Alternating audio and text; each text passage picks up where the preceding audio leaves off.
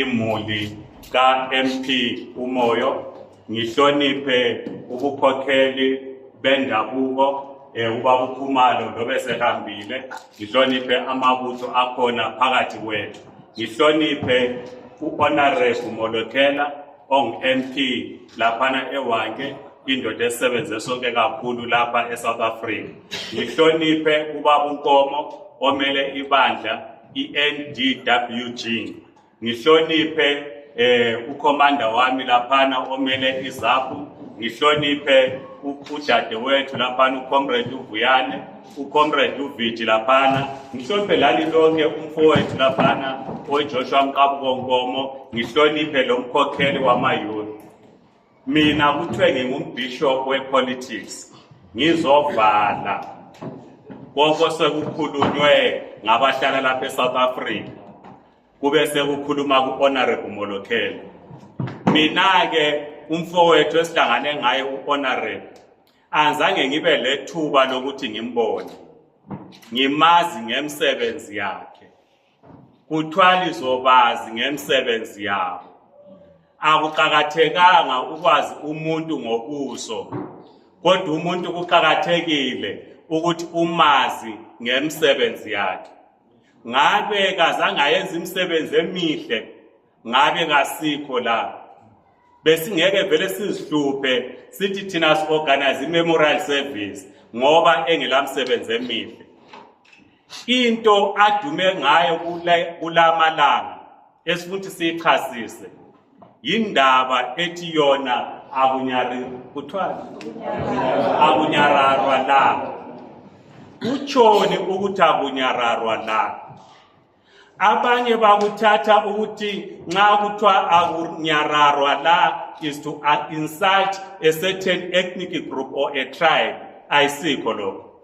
Ukuthi akunyararwa la kukhuluma ngento okuthiwa yi-national question. Ithini national question yeZimbabwe namuhla? Ithi ngubani umuntu oyiZimbabwean who belongs to a nation called Zimbabwe? Yikho ekutshoyo. Okwesibili, ngubani ophethe umnotho welizwe leZimbabwe? Yena wakukhuluma ngecomponent yokuqala ukuthi who is a Zimbabwean? Ngubani umuntu ongumZimbabwean? Kuthe ngo-2000 nxa kungenwe emaplazini kwabonakala ukuthi abantu abaningi abasebenza emaplazini ngabalabazali ababevele eMalawi, odadewethu Viji, abavele eZambia, abavele eMozambique. Kwathiwa labo bantu they are no longer Zimbabweans, kumele bayi-renounce i-citizenship yamazwe abangazange bazalelwe khona, ngoba kuthiwa kaSomaZimbabwe kusenzela ukuthi bengangeneli ukhetho, bengavoti. Yikho uDizabe ekhuluma ngakho ukuthi nxa usithi wena a certain language ingakhulumi kathi vele who is a Zimbabwean. Namhlanje abaningi benu khona kalifundi ukuthi ngo-2017 sangena emgwaqweni sa-celebrate sathi umgaba uhambile, thina singa-celebrate ukungena umnankagwa. Namhlanje abaningi benu selifuna ukugijima liye kuChiwenga, lithi lina ama-problems ethu ayekhulunywa ngu-honorable eParliament azaba ngcono ngaphansi kaGeneral uChiwenga. Abanye benu abaningi ligijimisa uGeza, uBlessed Geza. uBlessed Geza nganamhla yakhuma ngo-8 lonke liyagcwala, kodwa mina ngiyakhuma kalibuyi. So yiyo iproblem ekhona ukuthi sikholelwa ukuthi ubukhokheli buphuma emhlobeni owodwa kuphela. Yikho sigijimisa uGeza, yikho sigijimisa uChiwenga, yikho sigijimisa labanye. Thina sithi into eyayikhulunywa ngu-Honorable akunyararwa la, kutsho ukuthi sonke we are Zimbabweans with equal rights. Honorable Molokela washiya lapha eGoli singelayi diaspora vote, la namhlanje asilayi diaspora vote. wake wakhuluma wena honorable wathi nxa wena ungastand uba ngupresident weZimbabwe wena uvela eWande thina sivote lapha eHebro uzawina kodwa namhlanje honorable separliament indaba diaspora vote ihlulwa yini ngoba we cannot ukuthi sithi thina into ayikhulunywa nguhonorable Desire Moyo akunyararwa la i-economy yeZimbabwe ibanjwe yithi lapha eSouth Africa omalayitsha bathwala impahla zethu every day yithi esisenda ama-remittances to Zimbabwe nxa umthuli Ncubu Minister of Finance esethula ibudget yakhe uyatsho ukuthi ifika ebuya ku-diaspora through ama-remittances yimali engaka thina we provide the biggest revenue eZimbabwe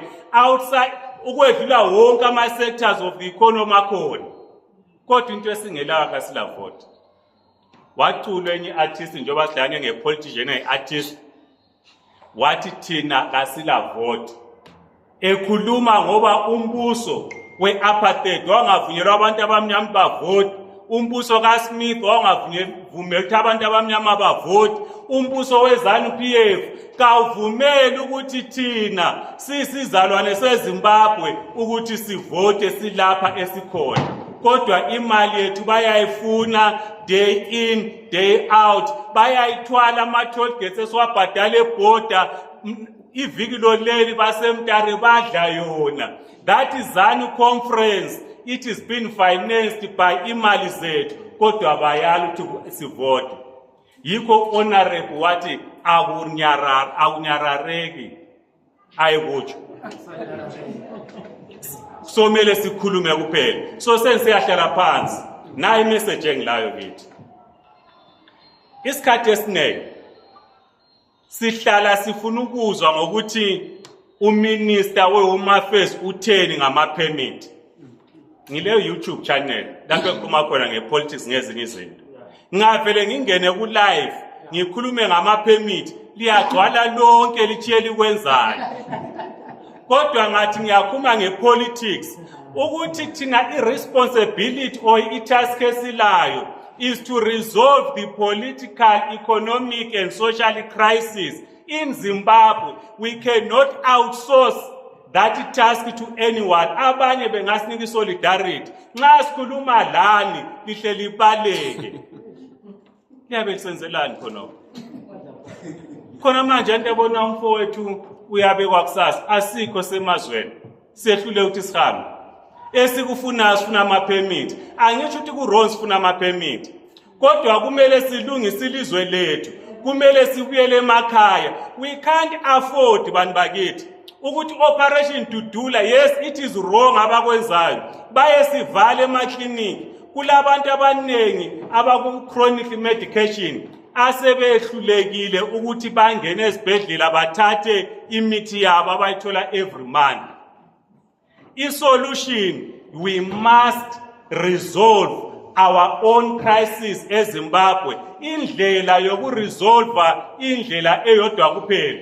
Ngiyazi ukuthi abanye abasobe bavumelane nami, kuma sobe bavumelane lathi. Indlela ekhona i-first step of any revolution yikuthi sibhalise ukuyavota. Sihambe siyevota, singavota, the next step is to defend our vote. You can't defend your vote ungazange uvote vele. What are you defending? Awuvotanga phela.